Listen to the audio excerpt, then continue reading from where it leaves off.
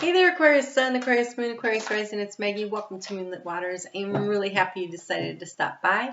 Today we're going to chat a little bit about the energy that's going on this week, the 29th of November through December 5th. We do have an eclipse this week, and we have Neptune stationing direct. And so Neptune in retrograde has been building up a lot of power and energy around where your dreams are and what it is that you want to manifest. But it's been feeling like everybody's been feeling like, I just don't know. I just don't know. The clarity starts to come now, which is great. We could use a little clarity. So we start out with that moon in Libra. It gets there at 3:55 a.m. on Monday. This is interesting. And so that moon is, Mars in Scorpio is going to be trining Neptune as it gets ready. It's still in retrograde when this happens, but it's pretty much stationary. Stations direct on Wednesday. So it's not really moving. It's about really thinking about what the goals and the steps you are. And I think what you're trying to focus on is what makes you happy. Right? What makes you happy? Well, you have all the glitters. And so I feel like there's a real discerning process going on with you. The moon in Libra makes you really kind of look at things like, is that what I think it is? I mean, it looks like good. Is it? Is it real? Or is it false?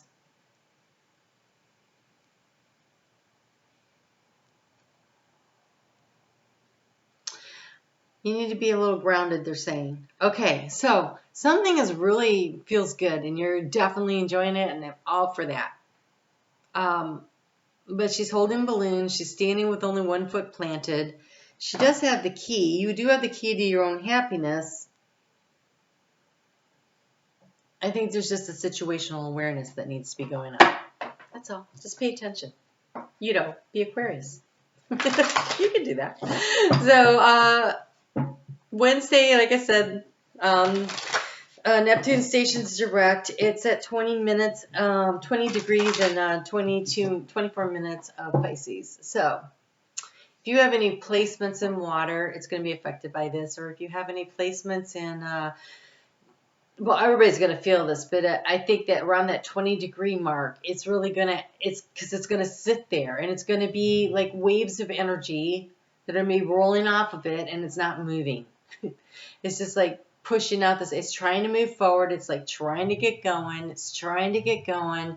And so anything that you have, between like 15 and 25 degrees for sure of any of the water signs, or Gemini, Sagittarius, or Virgo are definitely going to be feeling this energy. Like, this is weird because I haven't seen this yet. But they're showing me, like a vehicle stuck in the mud, and you're rocking it, and you're rocking it, and you're rocking it. And then eventually you shoot forward. So it kind of feels like you're revving your engine, trying to get moving there. There is a need, though, with the moon gets into Scorpio at 6:55 in the morning. There's a need to go a little deeper, to be really sure that you're listening to yourself and what it is you truly want. So you are replacing what was lost. You have the opportunity to rejuvenate and start anew, create a new perspective or outlook. This card may also indicate abundance is on the horizon. That's super. Wow, you have leaping through the air and persistent drive. A plan you have made is on track. If you're waiting for something to get to work, stop putting it off, or ideas or projects you are considering. And persistent drive. See what you desire, move towards your goal. I think you move toward your goal in fits and spurts. I think it's like this, like you get there, and then it takes off. Right? We've got the sharks and we've got the flying fish. It feels sputtering, but forward movement nonetheless. So you may feel like it's 1 step forward, 2 steps back. Hang in there. Be persistent. Keep doing the work, because in March, there's a lot of things breaking loose, and that's when I think we all just kind of shoot out of the gate like that. So just keep moving towards your goal. You're going to get there. It feels really strong. Okay, so the moon moves into Sagittarius at 7:13 a.m. on Friday. The moon in Sagittarius really wants you to focus on what your heart desires and seeing the big picture that you can get there. But you have to plant the seeds of intention, and you have to believe in yourself. Whatever you believe is reality. So, if you think you're not worthy, if you think you're not good enough, if you think whatever, then that's true. But if you think you're amazing and you can do anything, that is also true. So, oh yeah, what are you guys doing here? Whoa. Okay. Woo. Excuse me if I get a little excited, but I have 2 Aquarius children, and so I'm very excited. This looks really positive. All right, so that new moon happens at 12 degrees and 22 minutes of Sagittarius at 2:43 a.m. Eastern Standard Time in the U.S. I do want to encourage you on Friday to take some time to sit down and write out. They're saying what your strengths are and what your goals are. Be really clear about what it is that you want. Okay, so you have here, you have a commitment and you have birthing, and they feel like the same thing to me. They feel like making a commitment to this idea that you're birthing this thing, this new thing that you're going to require. The commitment is the persistent drive, the leaping through the air. That feels like the well, this is regeneration too, whenever I see starfish. So it's like this dream that you're birthing into reality. Maybe it's something you've even worked on before, but didn't have great success, because we do have the violet flame here. Okay, so when I see the violet flame, I feel that it is very important. In the description box below, there is violet flame. Oh my gosh, this is amazing. There is a violet flame meditation music that was recorded during the full moon eclipse in August, when the North Node was in Aquarius. Nope, South Node was in Aquarius. So it was about releases. This is totally your energy being picked up here. And so if you want, play that. It's on YouTube, so just play that. And it's not a guided meditation. So what you do is you ask Saint Germain, Archangel Michael, to come in and help to clear away all the negative energy. Because when I was looking at the energy of this new moon, they showed me a hot air balloon that was untethered, but it wasn't going anywhere, because all the sandbags, which were the anger and the resentment and the regrets and the disappointments and all the karmic crap that we carry around, the stories that the people tell us about ourselves that may or may not be true, probably not, who cares, right? Doesn't matter, weighing us down. It's time to release those and cut those and let those go, and that's what the violet flame will do. It will allow you to easily enter into, they're saying, the slipstream of the Aquarian energy, which is much higher frequency and much higher vibrational energy. You have contact. It's really interesting. I am actually going to read this one, because when I'm picking up from this feels like contact with the divine. But I want to see what they say. Life's great synchronicities and the alignment of our fateful events is very dependent on our contact and connection with other people.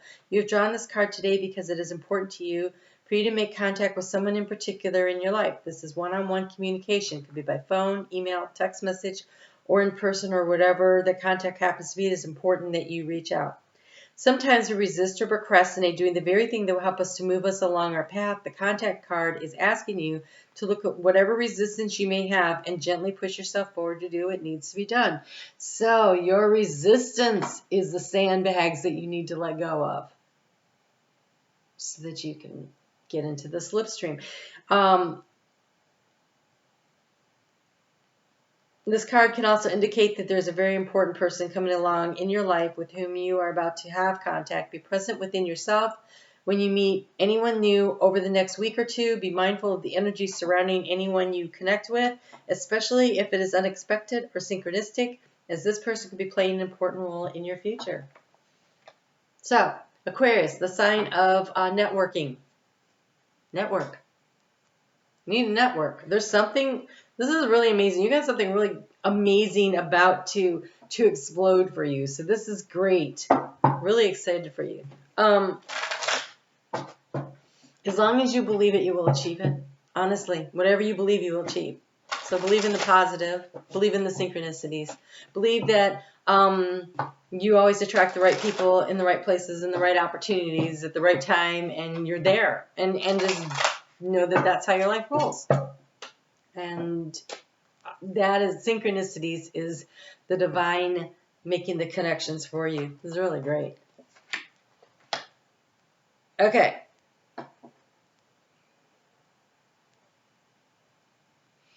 So, again, I really want to remind you, if I have not already said this, I've done so many videos today, I lose track of what I say, okay? So bear with me. But this energy that we're in, it's planting the seed of intention. And it is going to take at least until March till you start to see anything that looks like anything happening. Doesn't matter. Because underneath the ground, lots of things are happening. Talk about networking, right? So if you think of it as an idea, and you plant the idea in the seed, in the seed of intention is the idea, and you plant it in the fertile ground of the universe, okay? And then you go out and you start talking to people. I used to sell part of that candles that I used to say, if you're not talking about your business, then your business is closed. So whatever this idea is, whatever it is you're trying to accomplish, whatever this is, you go out and you talk to people, because that is creating the root system, the network that will support whatever this is. So even if you're trying to start a community project, or you're trying to meet the love of your life, it doesn't matter. It starts with opening your mouth, having the communication, because it's like if you don't say anything about what's going on, if you don't make the contacts, right? If you're not speaking the words, then the person who's supposed to hear it will never get the message. And so it feels almost like scattering the seeds. It's like you got to throw lots of seeds out there. Like you got to tell lots of people, hey, if you know anybody kind of looking for a relationship, if you know anybody or I'm looking to change jobs, what can you hear anything? So it's like that. It's the putting it out there, and allowing the universe, through the network that you're creating, the root system, to be able to draw the nutrients into you in an attraction energy to bring it back into you. Because you have fairness. The situation will be held in a fair and just manner. We're talking about once that moon gets into Capricorn on Sunday, and you start focusing on the next steps. And so there is a fairness and a justice that comes with it, but you have blossoming. You're just getting started, so have patience with yourself in the process. Do not give up. Persistent drive. This is Capricorn energy, by the way. Do not give up. It is daily, consistent, persistent action towards your goal. You don't get up the mountaintop unless you put one foot in front of the other and you just keep climbing. That's this energy that you're in right now. The energy everybody's in. Be there for the next, until the Venus is hanging out there in Capricorn. That's what she's doing. She's going up and down the mountain trying to figure out what is the best way up, what is the best way to get there. So hang in there. Keep doing what you're supposed to do, but do pay attention that not everything that is shiny is gold. And if you're seeking happiness, there is a discerning process. I say that, but you're an air sign, and then I go, oh, I don't want to say that. So stay in the heart space as much as possible when you're decision making about, stay in the heart space.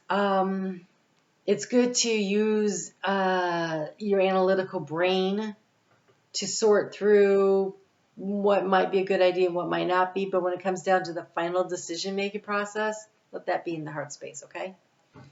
All right. I mean, seriously, I'm saying, okay, I'm looking for a job. And so you do all the work. You do all the work and you use your, okay, so this place is this many miles from where I live, and it's got these perks, and it's got this, and I can telecommute like 4 days out, or that'd be awesome, 4 days out of the week, or whatever, right? and you look at all the different benefits. Okay, so you've narrowed it down, and there's 3 good options. And, okay, so now you've done the analysis part, and now you go, which one feels like the place I want to fit in? What feels like the right choice? Then you go with that. Because inside of you is your higher self, and your higher self knows what would be the best choice. So which one kind of makes you smile a little bigger when you look at it? That's the right choice. Okay? All right, you guys take good care. Be sure to check out your month ahead. I just got that out last week for you on Friday, so you may not have seen it yet. I'll link it here.